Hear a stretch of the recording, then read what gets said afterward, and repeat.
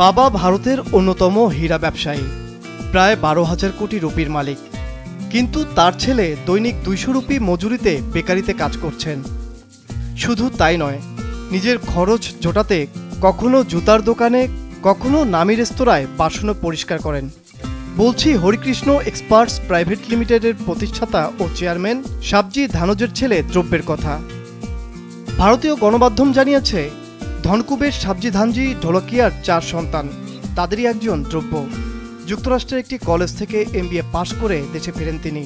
এরপর 3টি জামা এবং কয়েক হাজার রুপি দিয়ে ছেলেকে কেরালায় পাঠিয়ে দেন বাবা। সেখানেই কাজ খুঁজে নিতে বলেন।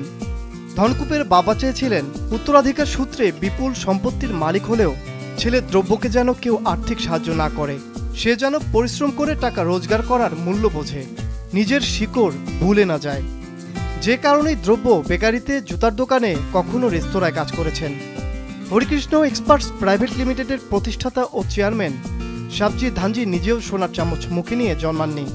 বাবা মায়ের টানাটানি সংসারে পড়ালেখা হয়নি তার। তবে তিনি ও তার 3 ভাইয়ের চেষ্টায় 20-22 বছরের মধ্যেই অবস্থার পরিবর্তন হয়।